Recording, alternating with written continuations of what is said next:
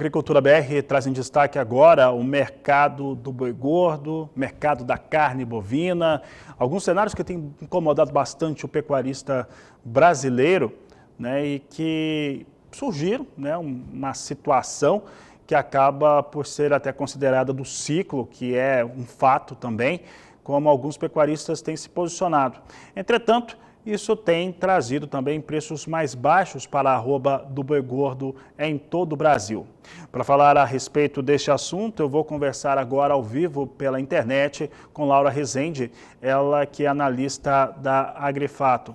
Laura, nós vimos após a finalização da retomada legal para as exportações de carne bovina para a China, primeiramente uma retomada nos preços do boi gordo e depois disso, quando as indústrias conseguiram montar uma escala razoável, se eu não estou enganado, está na média de 9 a 10 dias a escala na média nacional. Quando isso aconteceu, a pressão voltou para o boi gordo e tem boi gordo para abate. O pecuarista também precisou segurar no pasto durante esse período em que não estava exportando, ou os preços eram desvalorizados.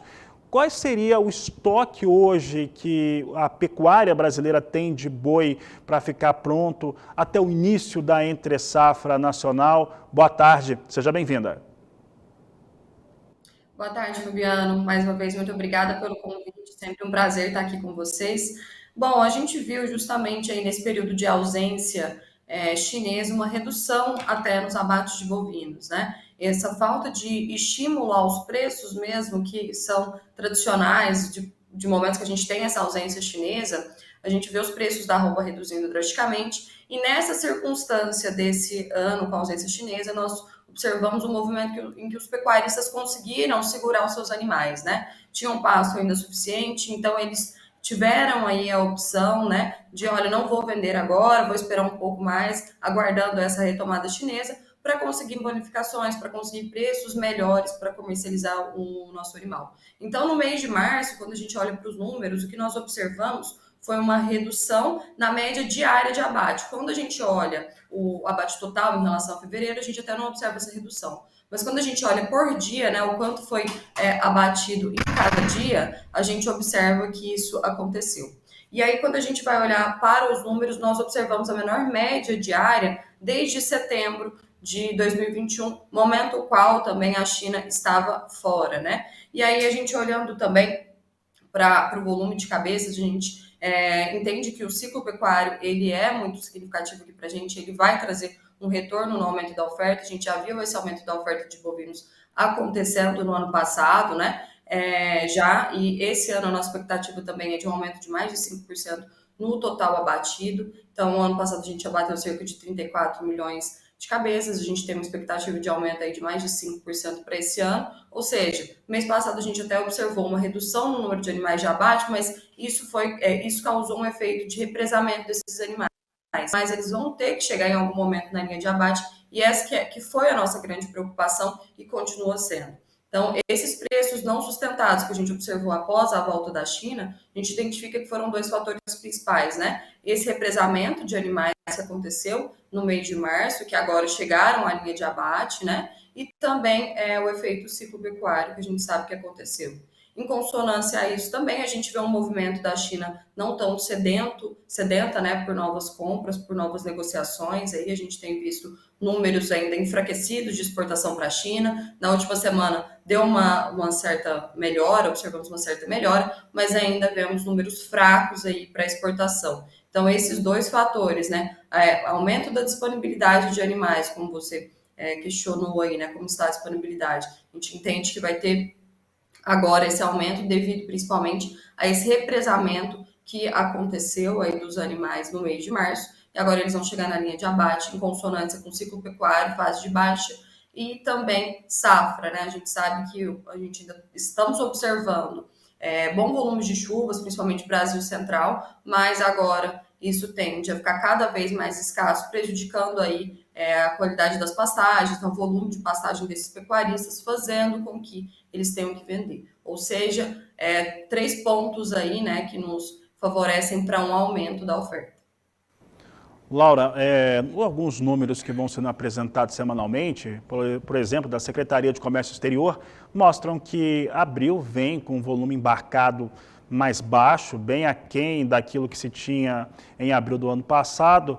Por projeção, pela média diária, pode chegar a uns 84, 85 mil toneladas embarcadas, o que seria em torno de 45% inferior a abril do ano passado. Esse volume que não está sendo exportado, ele deve ser absorvido nos próximos meses em relação às exportações, principalmente para o mercado asiático. E uma outra questão que é bastante importante, da mesma forma que tinha boi represado no Brasil, a China não está levando agora, mas tem firmado contrato com os frigoríficos exportadores para embarque nos próximos meses? Bom, nós não estamos observando a China com tanta fome, digamos assim, pela nossa carne bovina, né? Nós, como você bem comentou, observamos uma média aí da diminuição dos embarques diários aí, mas na semana passada a gente já viu uma certa regularização desse movimento, com a média diária aumentando aí mais de 76%, né? No volume embarcado diariamente. Então a gente observa que a China está vindo um pouco mais, essa situação está se regularizando já, né, depois de quase um mês aí do retorno, aliás, mais de um mês, né, do retorno chinês. Agora que essa situação parece estar se regularizando no que tange a embarques, mas para novas negociações a gente não vê essa China com tanta sede ao pote aqui pela nossa carne bovina. Então, tínhamos uma expectativa muito grande em relação a essa retomada chinesa, temos uma expectativa muito grande em relação aos embarques para a China durante esse ano também, falando, né, na questão econômica, lá a China apresentou um crescimento além das expectativas. Nós observamos também agora maior movimentação da população com o fim aí dos lockdowns na China, né, essa maior flexibilização. O mercado em si tinha uma grande expectativa de que isso fosse favorecer muito para a exportação de carne bovina brasileira para o gigante asiático, mas o que a gente está vendo de fato até então é uma China com pouco apetite, não estão vindo com tanta sede por novos negócios, pressionando também os preços, né? Hoje a gente observa uma média de preços aí no mês de abril 32% abaixo do que era lá em abril do ano passado. Então, a conjuntura, né, além do que se tinha de expectativa, o que está se consolidando atualmente nesse cenário até então é de uma China mais enfraquecida no que tange a demanda por carne bovina. Mas a gente ainda tem uma expectativa, né, olhando, como eu comentei, essa conjuntura econômica no país, a flexibilização também aí das políticas contra o Covid, de que no frigir dos ovos esse ano pode ser um ano bom sim para as exportações chinesas. Laura, tem uma outra questão que, de certo modo, essa resposta sua já meio que a responde, que é a queda do valor em relação ao boi China na praça de referência, no estado de São Paulo, e uma diferença muito pequena, mas muito pequena mesmo, em outros estados. Aqui no Mato Grosso do Sul, por exemplo, tem 3 plantas habilitadas, deve chegar a 4 agora, mas a diferença é praticamente inexistente. Esse cenário que você acabou de desenhar explica também essa diferença quase inócua entre boi China e boi comum, hoje falando de Brasil?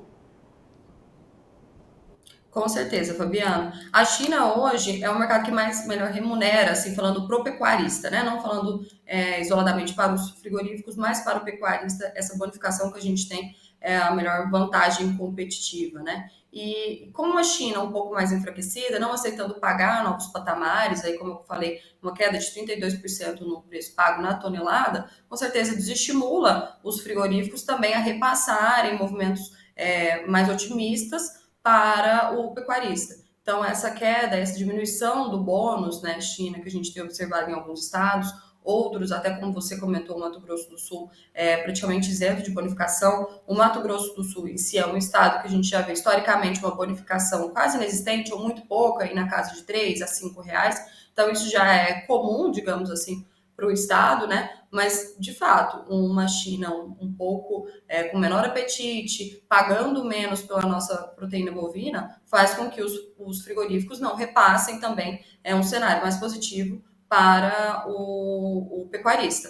Então, é de fato o que a gente tem observado, o spread diminuindo aí, o que era na casa antes de R$ 20 de bônus, né? Hoje se encontra na casa de 15 no estado de São Paulo. Então, isso tem diminuído aí justamente por esse movimento da China em tentar pressionar os preços e oferecer valores menores aí.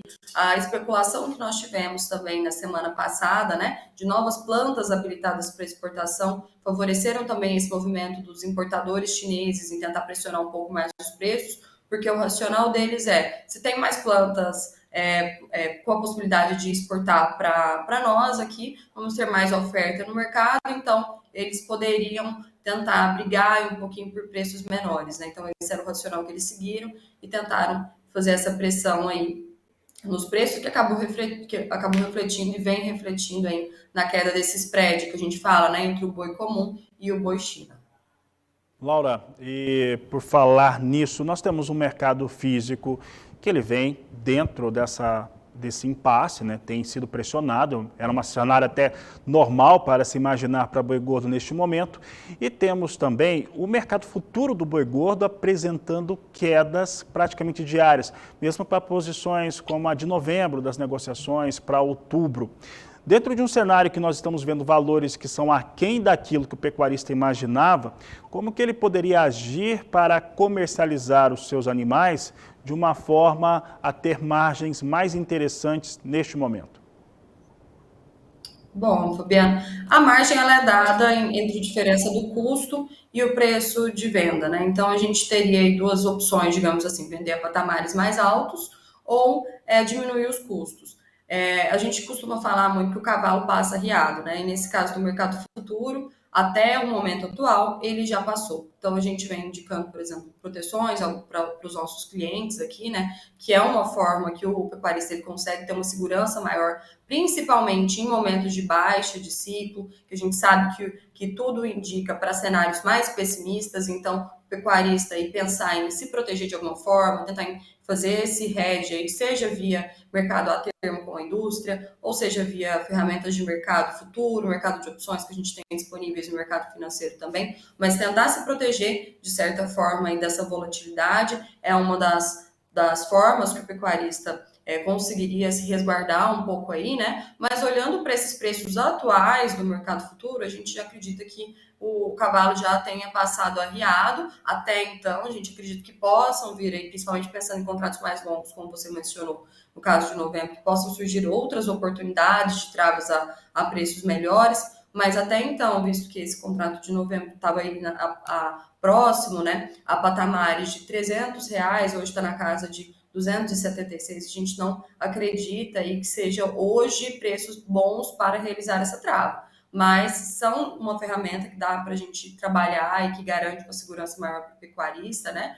Olhando para custos também, tentar trabalhar com custos um pouco mais baixos, aí abaixo dos custos nutricionais, né, dos preços do milho, tem ajudado também, principalmente aqueles pecuaristas que fazem modalidade de confinamento ou semi-confinamento, então tentar olhar aí para essas pontas de diminuição de custo, tentar utilizar ferramentas de proteção de preços aí, né, o famoso hedge que a gente fala aqui bastante, para passar por essa fase de baixa um pouco mais seguro, garantia das margens, tentar não ficar tanto especulando, né, buscando preços só nominalmente maiores, mas pensar também bastante nas margens, né, que isso é fundamental, não adianta a gente buscar preço, porque preços não é o que faz a gente perpetuar no negócio, mas sim a margem. Então, as melhores alternativas aí que a gente vai ficar de olho no mercado futuro. Em alguns momentos, o mercado futuro oferece vantagens para a gente, né? Eles estão precificando a mais, são com um ambiente mais otimista do que a gente acredita que possa ser de fato, né? Então, ficar de olho aí nessas ferramentas de comercialização, ver quando o mercado vai oferecer essas oportunidades e tentar travar aí nesses preços melhores, nessas cristas de onda que o mercado oferece em alguns momentos, né? E garantir aí a sua margem no negócio.